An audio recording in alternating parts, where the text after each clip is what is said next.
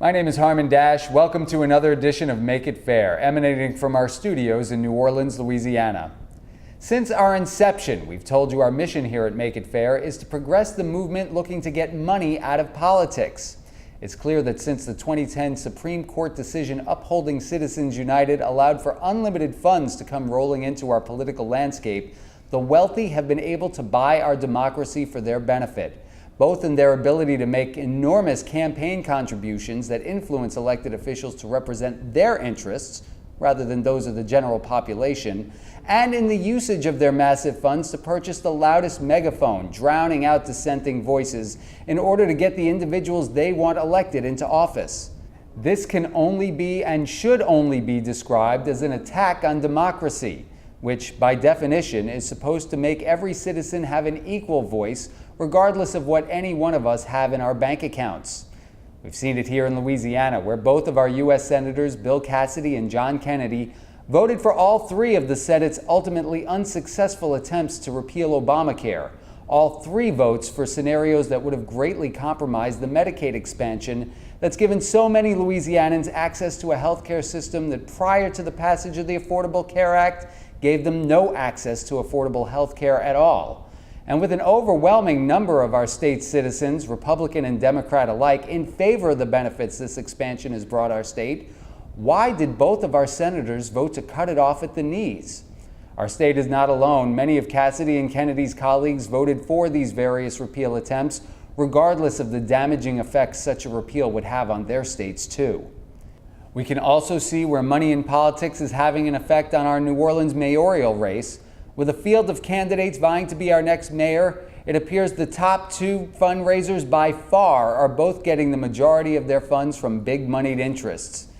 If the rich are allowed to control our democracy in local, state, and national elections, why would any elected official represent the need of the people like they're supposed to?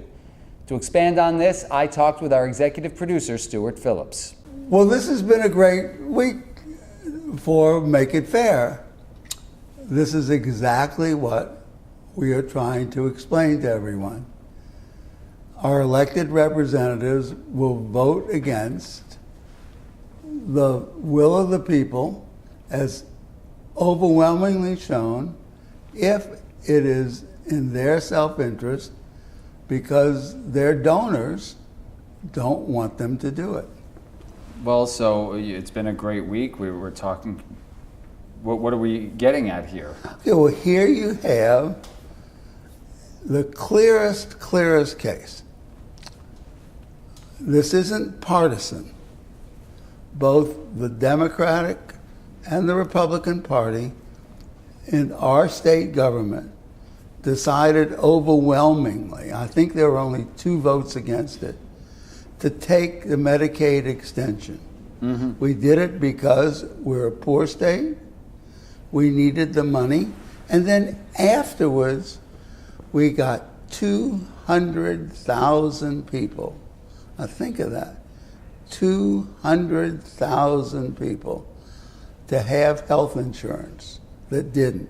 So prior to this, their options were to basically have disaster care where they'd go to the emergency rooms. Prior to this, they had no health insurance. If they were so sick that they were dying, they could go to the emergency room, and then you paid for it anyway, because when they went to the emergency room and the hospitals had to have care, the federal government and the state government reimbursed the hospitals. Right, because if they were at the emergency room because they didn't have health care, likely they couldn't afford the bills that were generated from those emergency room visits.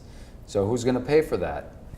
Tax dollars. So here we have a system in place that has given these people access to health care. And the access to health care is affordable if you have Medicaid, it's free. So there's no deductibles. And it works. And it has been working now for almost a year. And then this bill came up, and both of our senators voted to do away with what 90% of the people in the state of Louisiana wanted, and which all of the elected representatives from both parties, are almost all of them, In our state legislature. in our state legislature agreed to. So our question is why? And of course, that's a rhetorical question. Right, because we know the answer. You get 2 guesses and the first one doesn't count. Right. It could be, as someone once said, there are 2 important things about politics. The first one is money, and I forgot the second. So, what do we do to change this? Here we have 80% of our people don't trust the government. That doesn't mean that they're voting against their economic self-interest. That doesn't mean they're uneducated or they're stupid. That means they've been paying attention. There's no reason to trust a government that is run by the moneyed interest and which doesn't have the will of the people and the good outcomes for the people at heart. Well, and as we're talking here today, our own Senator, Bill Cassidy, who is himself a physician, has put forth yet another stab at trying to, stab's a good word actually, at getting rid of Obamacare and replacing it with something that would eliminate the insurance marketplaces, would eliminate subsidies for private insurance, and the Medicaid expansion. I thought as a physician, he was supposed to take an oath to do no harm. Well, but as a politician, he has to get elected. And to get elected, you need campaign contributions. And campaign contributions don't come from poor people. And rich people don't like to pay taxes. Well, so what about our mayoral race here that's heating up in New Orleans? Yes. This is to be continued, and over the next several weeks, we'll have another one of these to show you where the money comes from in New Orleans mayoral race. We'll show you that the rich people who do business with the city give money to both sides because you have to pay to play. So if you want to get contracts from the city, you have to give money to both candidates. And people wouldn't give that money to the candidates if it didn't come back as extra money. So every time they get a campaign contribution, you can expect that they get money from the city or the state that exceeds that amount, and that money comes out of your pocket. So if you want it fair, you have to pay the piper. He who pays the piper calls the tune.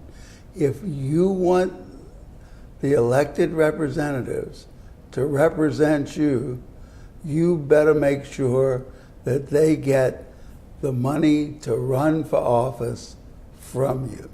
Well, as you said before, poor people aren't in the habit of making campaign contributions because they can't. In this scenario, we were talking about Citizens United in the intro. Unlimited funds can come from the rich. How do we combat that? There's several ways. One way would be to do away with Citizens United, and that needs a constitutional amendment. That's complicated. People are working on it now. There's several organizations. There is one bill that has passed the Senate, and there are 19 states that have agreed. But there's a simpler way. If you were to give a chit to every person who's registered to vote, and that person could then give that amount of money to the candidate that they thought was the most important, then the candidates would have to come to the general population. Now, the rich people could still give money, but if they can't give enough money to be sure that they're going to win, and they don't get a good return on their investment, They'll likely pull back some of those funds then. correct. Okay. Also, the law can be formulated so that if you get money from other people, you don't get money from the general population.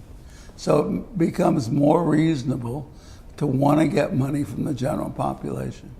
There are many ways to do this, and none of them are that complicated. What we need is the will to proceed, and over the next several months, we're going to try and start an organization which formulates that will and formulates the ability of the average person to effectuate that. Now, we're not alone. This is something that's happening all over the United States. All over the United States, people are realizing that the people don't trust our government, and the government is no longer responsive to the will of the people. Let's change it. Let's make it fair. Well, we'd like to know what you think. So as always, please leave your comments on our website, makeitfair.com. You can find us on Facebook and Twitter. For Make It Fair, I'm Harmon Dash with Stuart Phillips. Thanks for joining us.